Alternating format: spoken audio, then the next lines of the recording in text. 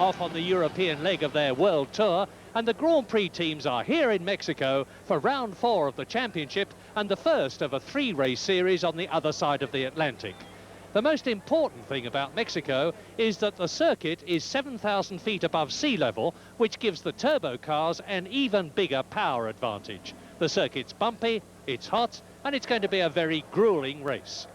With 2 wins and a second from 3 races, Alain Prost's already looking good for a 3rd World Championship in a McLaren that's the class of the field. But with Berger second and Ferrari a lot more competitive here, Senna is desperate for points to improve on his 3rd place ahead of Piquet's Lotus, Alboretto's Ferrari and Derek Warwick's Arrows. In the Constructors' Championship, McLaren, with Prost and Senna and a 13-point lead over Ferrari, look unbeatable. Amazingly, Frenchman Philippe Alliot will be driving in the Mexican Grand Prix in spite of this horrific accident when, in yesterday's practice, he lost his Lola Ford on the notorious 160 miles an hour pits turn.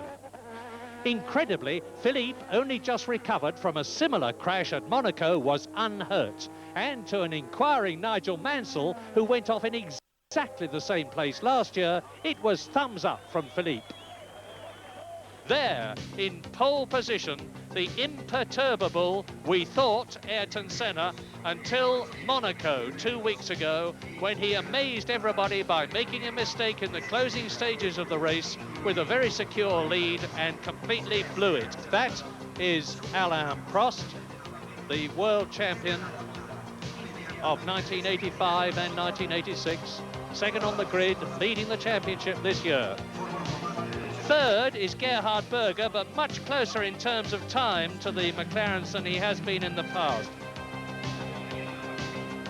There is Nelson Piquet, 4th position on the grid, much better than he was at Monaco. After an aborted first start, the Mexico Grand Prix is hopefully now going to get away with Philippe Alliot on the back rank of the grid after having had trouble earlier on. Senna in pole position on the left. Prost in 2nd position on the right. It's going to be a 67-lap race now, reduced from the originally intended 68 laps. It's hot, it's humid, it's a very demanding track, especially that corner in the background. And now it's go again, and we've got him away cleanly this time. Senna leads, and Piquet comes screaming up. Alliot gets away in the background, and Prost goes through and takes the lead. Piquet goes up into 2nd place. Senna goes down to 3rd position, and Piquet is higher up now than he has been this season as he goes into turn 1. And there seemed to be a bit of bumping and boring going on round towards the back of the field then at the start. But I'm going to have to wait for a replay to sort that out. And we think that Sala was involved in that bit, and there were yellow flags copiously. So Prost made a very good start, got the run down to the 1st corner, and Piquet showing a bit of aggression there, and that's got him into 2nd place. And Nakajima is ahead of both the Ferraris. He's got ahead of Gerhard Berger, who was 3rd on the grid. He's got ahead of Alboretto, who was 5th on the grid. Prost is already building up a lead. Piquet is 2nd. Senna is in 3rd position. Nakajima is 4th. And then the 2 Ferraris. And it's an amazing achievement by Satoru Nakajima. This is certainly the highest that he's been in a Grand Prix at this stage of a race. And already Alain Prost has got the hammer well and truly down, and Ayrton Senna goes for 2nd position and takes it from Piquet 3rd, Nakajima 4th, then the 2 Ferraris, then it's Eddie Cheever and Derek Warwick and the 2 Benettons. And Prost will be disappointed now. He's got a chance to look in his mirrors, and he'll see straight away that Ayrton Senna has slipped by Piquet going into the quick one onto the to complete the lap, and he might have just been hoping, although he certainly won't have banked on it, to have a few laps respite in which to build up a bit of a cushion to give Senna something to shoot at. But the 2 McLarens back in the positions to which we've already become accustomed this season, and their dominance may not be quite as great here as it has been. Nakajima having an absolutely storming race. And you saw Philippe Alliot go into the pits. The leading Ferrari in 5th place is that of Gerhard Berger, and Alain Prost is showing that he is not to be overlooked. He is a long, long way from being yesterday's man, which some people thought he was in comparison with Senna, notwithstanding the fact that he's leading the World Championship. 2 laps completed. Alain Prost leads. Senna is second. We have yet to see this season a real battle between Prost and Senna on the track. Well, Alain Prost is increasing his lead, 3.3 seconds. Lap 5 out of 67. Prost leads, there he is. Senna is in 2nd position. Nelson Piquet is 3rd. Gerhard Berger is up to 4th. Down to 5th has gone Nakajima, ahead of Michele Alboreto, who is 6th. In 7th position, it is Eddie Cheever, and in 8th place, it's Derek Warwick. So, very much a turbo race in these early stages, and no retirements. Things are going well in Mexico, and you can see how bumpy the course is. You can see, too, that Senna is not at the moment carving out, but in the background, you can see that Berger is closing right up on Piquet, and there, Alboreto is ahead of Nakajima, and Berger is really forcing for 3rd position now. Race order, Alain Prost, Senna. This is the battle for 3rd position between the Lotus Honda of world champion Nelson Piquet and the Ferrari of Gerhard Berger, 2nd in the World Championship, and Alboreto, who has got a lot to prove between himself and Berger, has got ahead of Nakajima and up into 4th place. And Berger certainly took that corner very well. He was a lot quicker coming out of it than Piquet, trying to get a slingshot, but still Piquet's power. But because of doing the corner well, and that was a perfect illustration, thank you, Gerhard, of exactly what I was explaining. He held back that time, didn't try and pass him into the corner, held back, took the full line, and he was going a good 5 miles an hour quicker than Nelson Piquet when they exited the turn, which allowed him at least to stay very, very close to Piquet on the straight.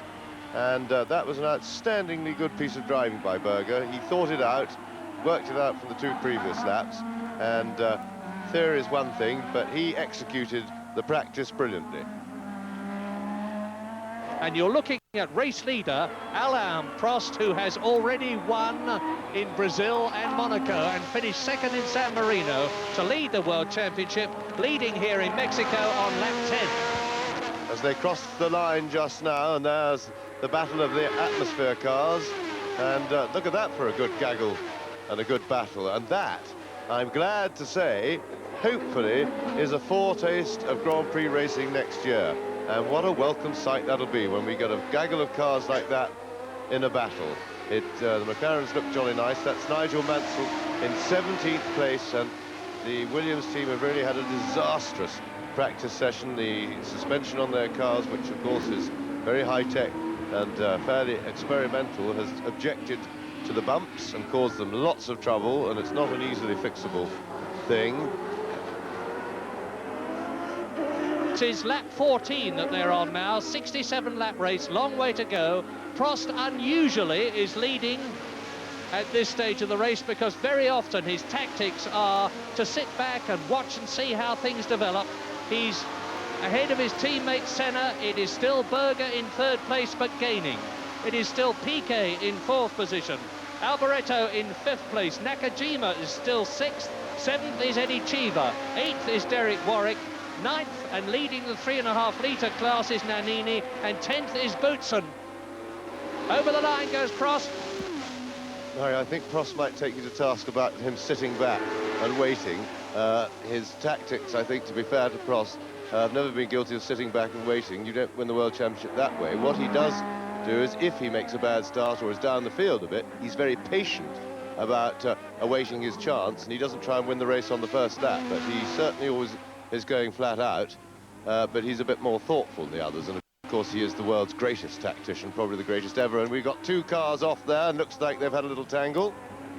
Yeah, I stand corrected, James. One of them is certainly Cathy in the Dallara as he struggles out of his car, and the little Italian's race is completed.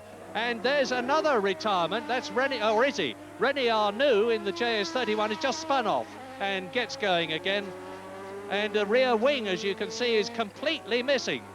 Bernd Schneider out of his first Grand Prix. He qualified for Mexico, but he hasn't lasted very long. 15 laps his race ran, and the Zach speed, I presume the engine's gone. Another fastest lap for Alain Prost, so Alain Prost very much answering anybody who was stupid enough to write him off as not as good as Senna at this stage, because not only is he setting fastest lap in the race, he's also pulling steadily away from Senna, and Berger really riding those curbs. That was probably a little bit too much, because when you ride it that high, it tends to throw the car, just kicks it a yard offline, and that ends up with a net result that you're actually slower through the corner. And that looks like Patrese being pushed into the pits, so Patrese continues the very unhappy weekend indeed for Williams. It's it has really stretched anybody's memory here to try and compare such a disastrous weekend. It goes back too far for memory that Frank had such a bad weekend. But there they go, the two Arrows Megatrons in 7th and 8th positions, ahead of the two Benettons that we haven't seen in this race, but are still 9th and 10th, with Alessandro Nannini about as far ahead of his teammate Thierry Boutsen as Eddie Cheever is ahead of Derek Warwick.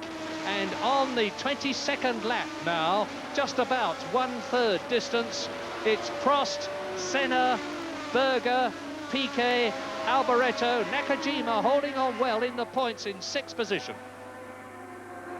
And into the pits comes Nigel Mansell, seemingly to fill the Williams cup of misery to overflowing, because Riccardo Patrese has already retired, and it looks as though Nigel Mansell is going to do just that on lap 23.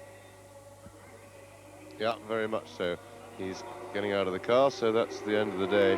And I would suspect a similar problem for the two Williamses, and I suspect their suspension, quite honestly, too much of a coincidence for it to be anything else. That's been their bugbear this weekend. As we look at Nelson Piquet, and you see Alboreto in the background, and he's closing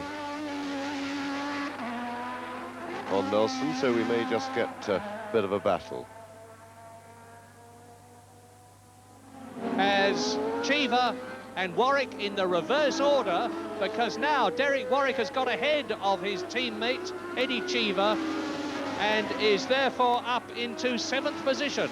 Derek Warwick, that you are looking at, who has this season already had 2 4th places in Brazil and Monaco, is now pulling away from Cheever, which shows that the American was holding him up, and Derek Warwick is charging for the points. He's 1 place off 6th position at the present moment, round the right-hander where he went off last year, as a result of which the race was stopped on lap 30 to be restarted. Eddie Cheever fighting back, and the race order on lap 27 continues to be leader Alain Prost, second Ayrton Senna, in 3rd position is Gerhard Berger, 4th is Piquet, being caught by Michele Alboreto, 5th. 6th is Satoru Nakajima. Up to 7th has gone Derek Warwick. Down to 8th has gone Cheever. Still 9th and 10th Thierry Boutsen, as Alessandro Nannini, and in 10th position Thierry Boutsen. Eddie Cheever, that is. Ahead of the Ligier JS21. 31. Derek Warwick in the Arrows Megatron. The Ross Brawn designed car. Prost, race leader, lap 27. 67 lap race. Well, Prost is millimetre perfect, as he always is. The thinking man's Grand Prix driver, who drives just as much with his head as with his heart.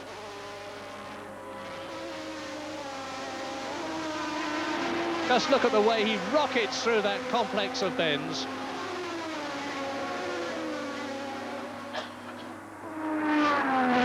Into the fast right-hand 160-mile-an-hour corner to complete his 28th lap. And is that Piquet? That's Nakajima. Nakajima pulling off the circuit with quite clearly a very severely blown engine, so that's the end of his day. And I was just grabbing the microphone off Murray, but let's get that power out. Come on, come on, come on. And keep saturating it, because they have a nasty tendency to flare up again if you don't get plenty of foam on it. Anyway, no, I was just looking. Prost's left rear tyre seemed to be a little bit marked up coming through the quick corner. Looking at it now, but of course to the other side, but it seemed to have cleaned off again. And of course you do get a big build-up of heat in the tyres on that very, very long, fast corner, because apart from anything else, it's a bit banked. But the gap, in fact, has come down a tiny bit to Prost, so Senna has pulled back a second. It was at its most a lap or two ago, up to 8.8 seconds. So let's watch, because if Prost hurt any of his tyres, that gap will disappear very quickly indeed. And on lap 29, with the disappearance of Satoru Nakajima's Lotus Honda, Derek Warwick moves into the points again this season. Derek has had a couple of disastrous seasons in 1987 with Arrows and in 1986 with Brabham.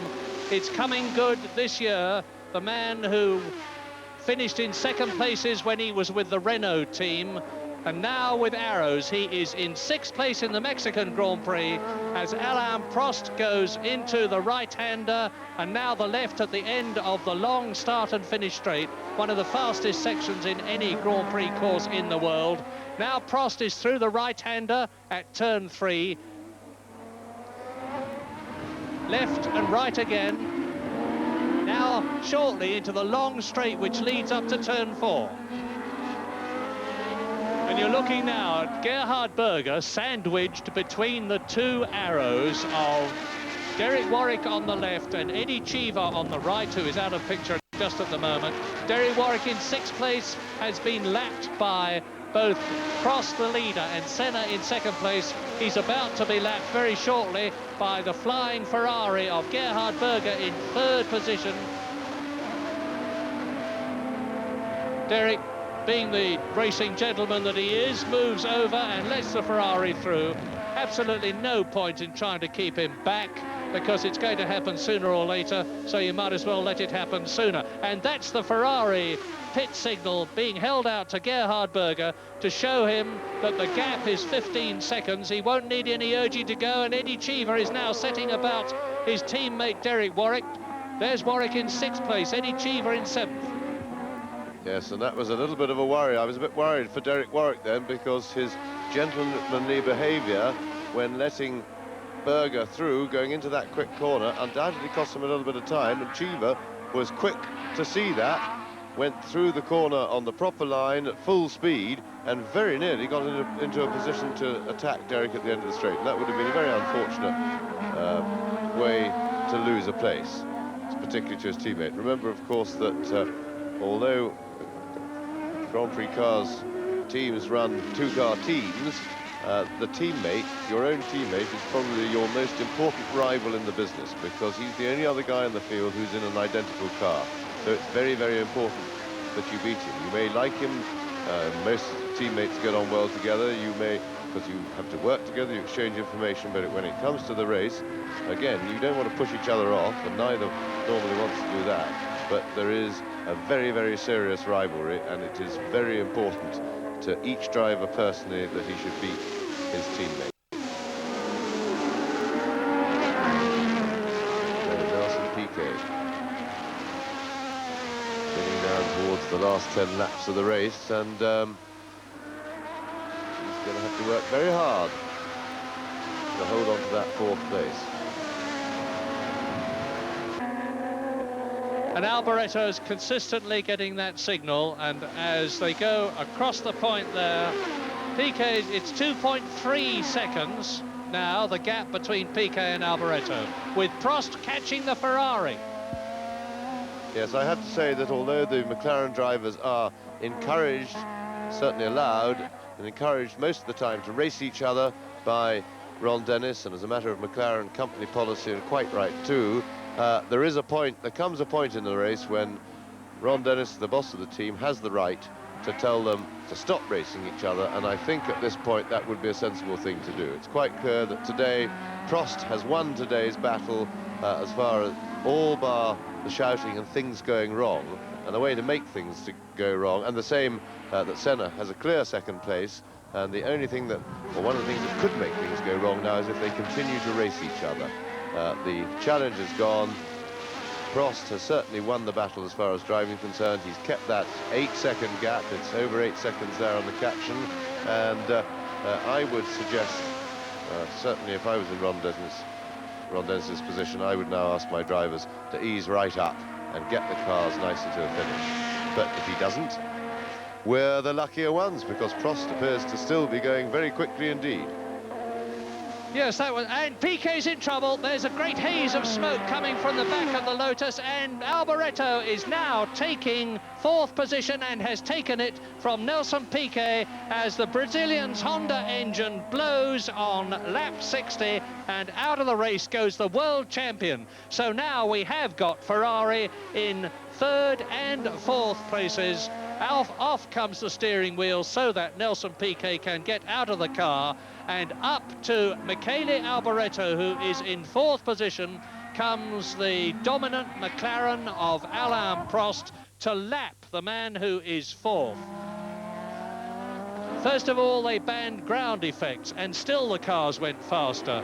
Then they reduced the fuel allowance for the turbo cars, and still they went faster.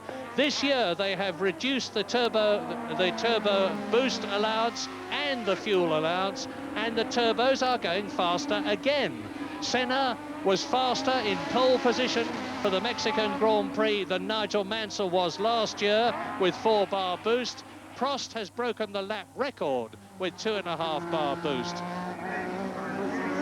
And there is Ayrton Senna just ahead of a Ferrari, but don't think that it's Berger who has caught Senna. It is Alboreto that Senna has lapped.